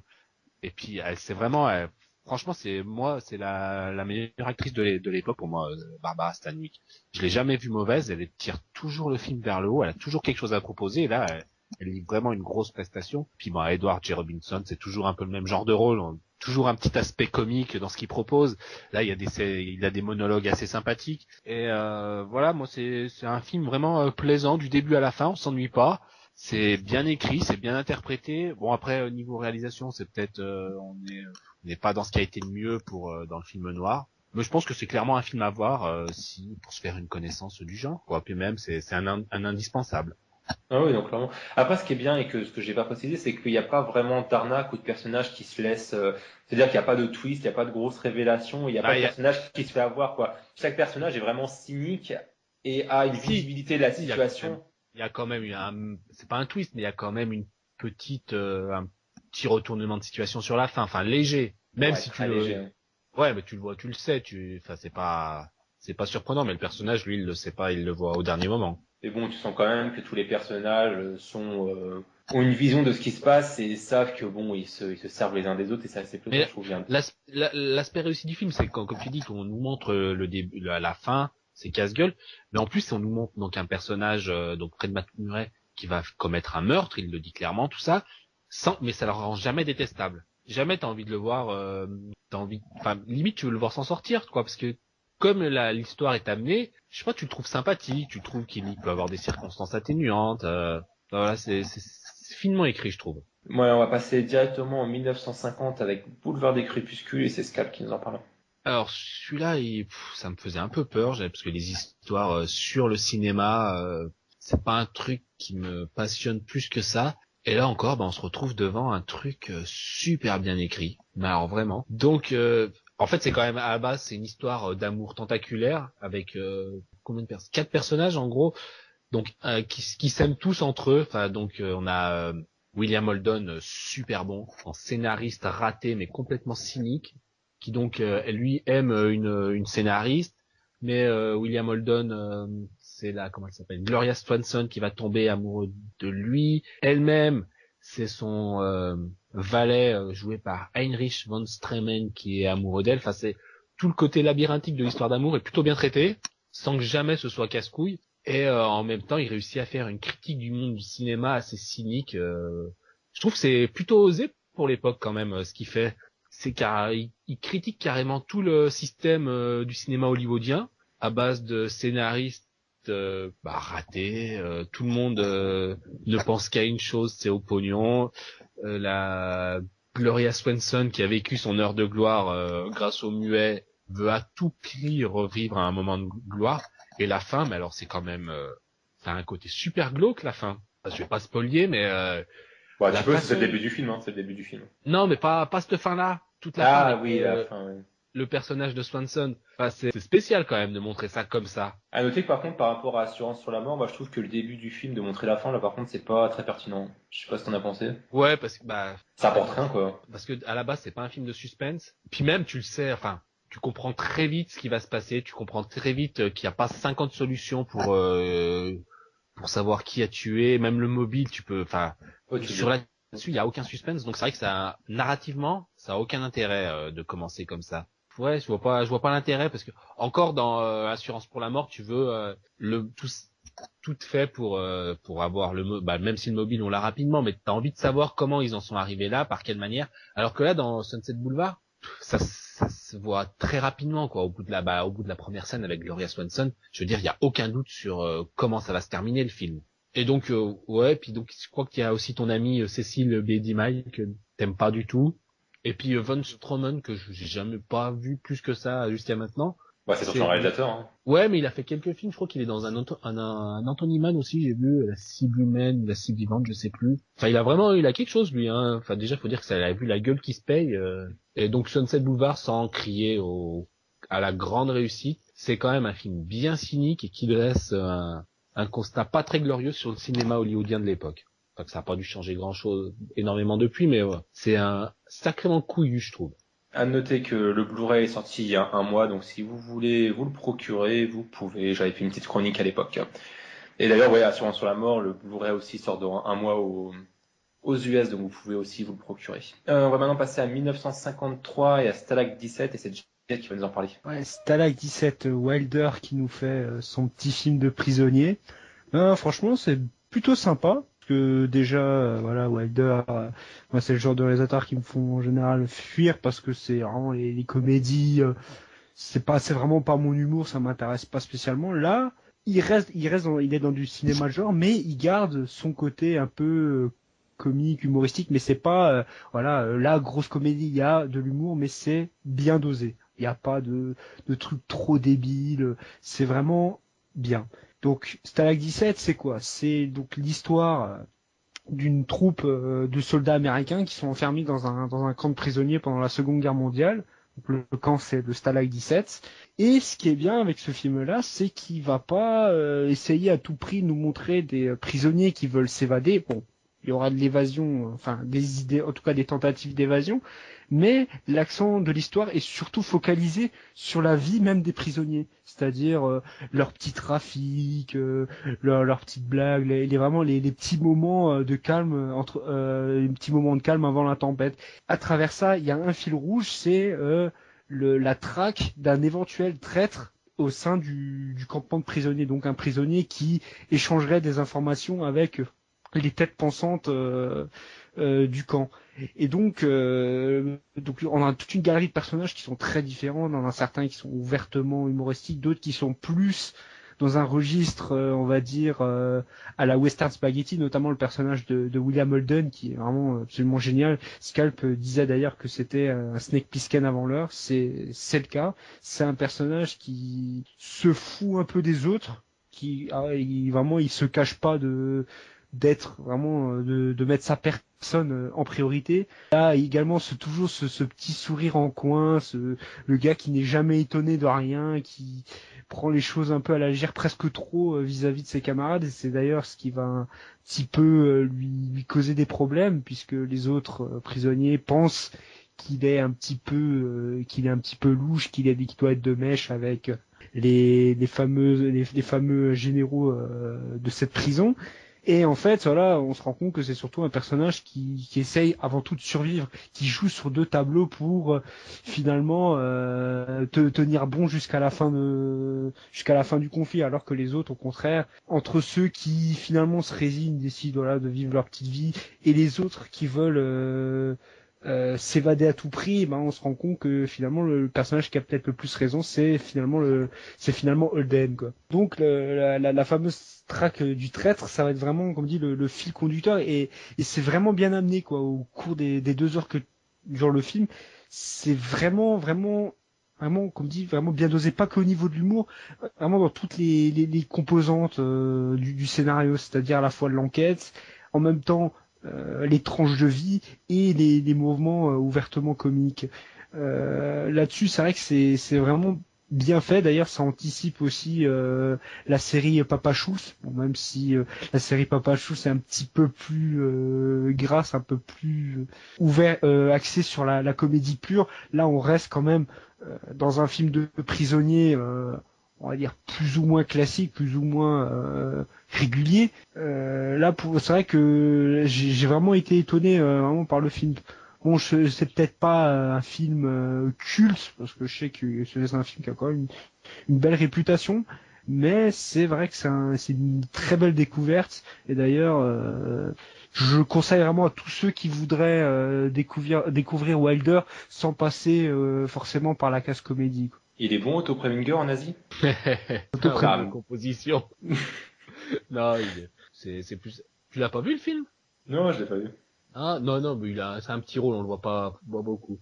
C'est surtout William Holden qui porte le film pas mal. Il a une réplique à un moment, sur la fin, il dit à ses collègues donc tous les prisonniers, il leur dit, si vous me voyez quand vous sortirez de prison, changez de trottoir. Enfin, c'est vraiment dans le ton du personnage, quoi. Il est à fond dans cynique au possible, alors que c'est rare dans un film de prison d'avoir un personnage comme ça. C'est vraiment un des intérêts majeurs du film, le personnage de Holden. Et après, rien à rajouter à ce qu'a dit Jed. C'est vraiment plaisant du début à la fin, et on voit pas passer les 2 heures et les touches de comédie qui au début peuvent faire peur, parce que c'est quand même il y a un duo qui est là pour assurer la partie comique. Tu te dis ça va être un peu lourd, et en fait finalement ça s'insère super bien dans le récit, c'est même touchant par moments. Et voilà, c'est même drôle, tout simplement. Ouais, c'est drôle aussi, ça fonctionne. Voilà. Parce que la première scène, tu te dis oula, si c'est tout, ça peut vite devenir lourd, et en fait non, ça s'insère très bien ce que dans le film. C'est pas gratuit, c'est pas là juste pour dire je suis Wilder, je fais de la comédie. Non, c'est utile au récit. Ça rend les personnages humains, je trouve. Voilà. Ok, bon, on va passer à 1960 avec La Garçonnière, avec s'il était impossible quand même de parler de Billy Wilder sans parler un petit peu d'une de ses comédies, même si La Garçonnière c'est pas vraiment une comédie au sens propre du terme, comme peuvent l'être par exemple 7 ans de réflexion ou alors certains Lame Show ou La Grande Combine. Là c'est une comédie, mais ça va un petit peu quand même, même beaucoup dans le drame et un petit peu quand même dans la satire sociale, puisqu'on suit le personnage de Jack Lemmon qui va donc prêter son appartement à ses supérieurs pour que ces derniers ramènent leur maîtresse chez lui et donc pour pas qu'ils se fassent avoir par leur femme. Et Jack Lemmon le fait dans un but de gravir les échelons sociaux, sauf qu'il est un petit peu amoureux d'un des autres personnages du film, donc qui travaille dans cette société, qui est joué par Shirley MacLaine, qui va donc coucher avec le grand Manitou de la société, qui est joué par Fred McMurray. Et cette dernière donc va faire une tentative de suicide chez lui suite donc à une rupture avec ce personnage, et du coup ça amène un petit peu carrément le film vers autre chose.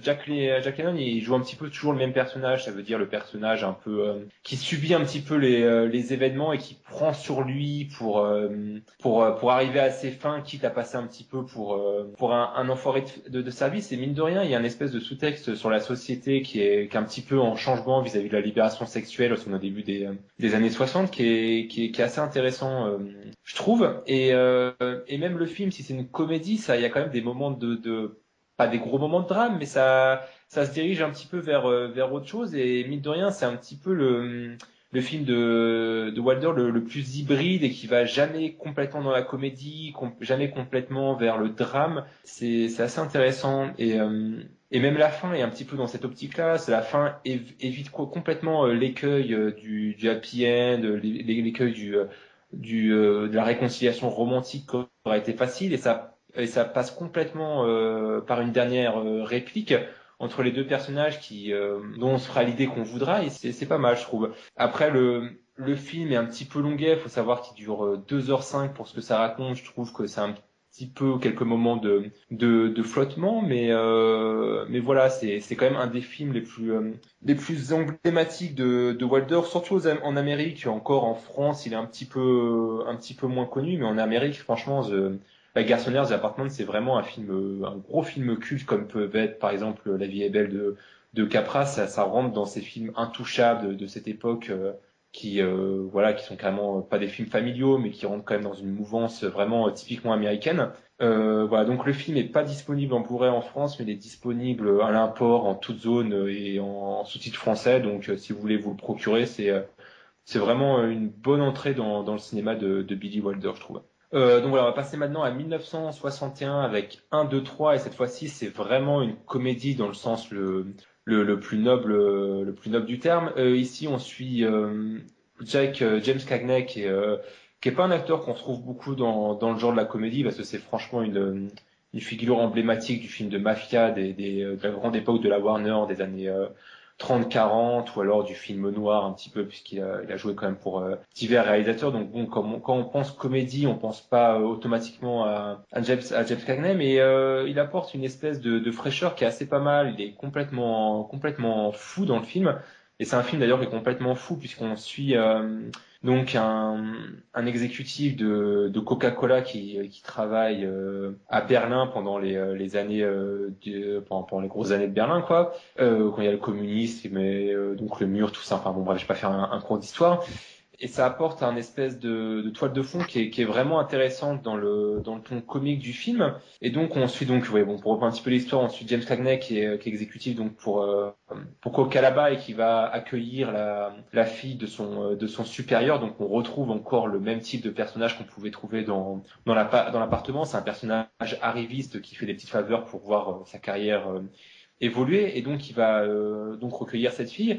Sauf que la fille est complètement folle, on dirait qu'elle est issue d'un film d'Howard Hawks, des screwball comédies des années 40. Le personnage est complètement fou, on dirait qu'il est jamais conscient de ses faits et gestes. Donc c'est un personnage qui va vite dériver de façon comique, bien sûr, dans le communisme et qui va se retrouver embrigadé là-dedans à travers le personnage de, comment il s'appelle déjà, celui qui est dans les 7 mercenaires, Horst quelque chose, Ah, mais il a fait d'autres films, lui? Oui, il a fait d'autres films, il n'a pas fait qu'un film. Je crois qu'il avait fait que les 7 mercenaires, moi. Non, il a pas fait que les 7 mercenaires.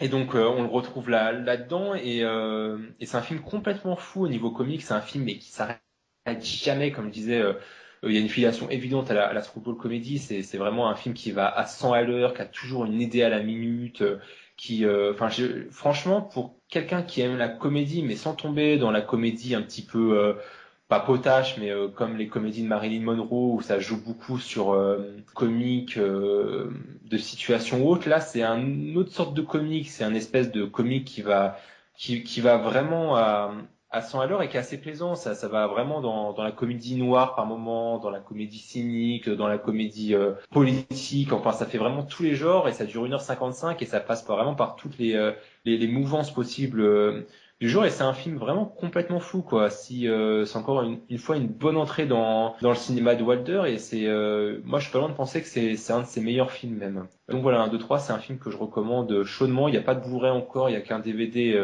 MGM en France qui est vraiment pas terrible en plus pour le coup, avec une image assez dégueulasse, mais bon, il y a rien d'autre à se mettre sous la dent, donc bon, si vous devez le découvrir, hélas, il y a que par ce biais-là que vous pouvez le voir. On va maintenant passer à 1970, c'est la vie privée de Sherlock Holmes et c'est Scap qui va nous en parler. Bon, alors ça va être rapide. Déjà, je vais même pas citer le nom des acteurs, je les connais pas. J'ai pas envie de chercher, donc c'est des acteurs anglais qui ont dû faire du théâtre sûrement. Voilà. Donc la vie privée de Sherlock Holmes, franchement, pendant une demi-heure, c'est génial. Mais vraiment, il y a un aspect comique qui fonctionne. Donc on a Sherlock Holmes et Watson qui sont amenés dans un opéra pour une obscure raison. Et donc la raison, ça va être, c'est une danseuse d'opéra qui veut avoir un enfant et elle a choisi Sherlock Holmes pour être le père. Et donc lui, il est pas trop chaud, ça ne dit pas trop. Et donc on va tout... Et après, donc, il y a tout un suspense autour de est-il homosexuel? Et ça tourne pendant 20 minutes là-dessus. Et franchement, c'est plus trop drôle, c'est assez finement écrit. On se marre, et Sherlock Holmes est donc montré comme un homosexuel cocaïnomane. Et c'est bien. Et d'un seul coup, en fait, on change de film. Et puis ça part sur une enquête à la Sherlock Holmes avec une femme qui a perdu son mari, qui va s'avérer qu'en fait c'est une espionne allemande qui cherche les plans d'un sous-marin au Loch Ness. Et pendant 1h30, c'est chiant au possible. Seules les apparitions de Christopher Lee, qui joue donc le frère de Sherlock Holmes, nous réveillent un petit peu, mais c'est pénible. Et on a vraiment l'impression de voir deux films totalement différents, un vraiment marrant et un autre, mais chiant, juste chiant, avec rien à sauver. Parce que donc aussi, il y a tout un délire autour du Loch Ness, y a-t-il un monstre ou pas? Moi, ça m'a saoulé, mais alors vraiment, alors que ça partait vraiment bien, je me disais ça va être vraiment une belle réussite, et non. Voilà. Donc je conseille absolument pas. Ouais, donc voilà, le Bombcast c'est fini, on se retrouve dans 2 semaines, on parlera entre autres de la suite de 300, on parlera également de Dans l'ombre de Marie, de Monuments Men de George Clooney, de Maintenant c'est ma vie de Kevin McDonald et de Diplomatie. On fera également un double programme Poche Raider avec Hardcore et Autofocus. On vous rappelle que vous pouvez nous suivre également sur le Facebook, sur le Twitter et sur le site WordPress de l'émission. Voilà, merci à tous de nous avoir écoutés et à dans 2 semaines. Ciao, ciao. Salut.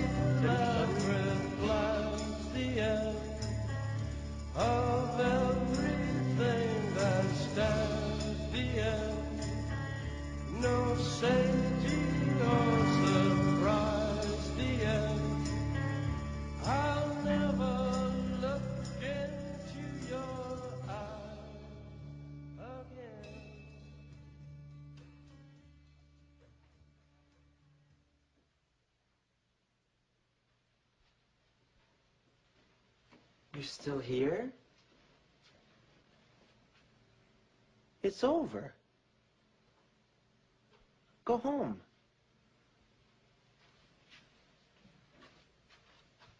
Go.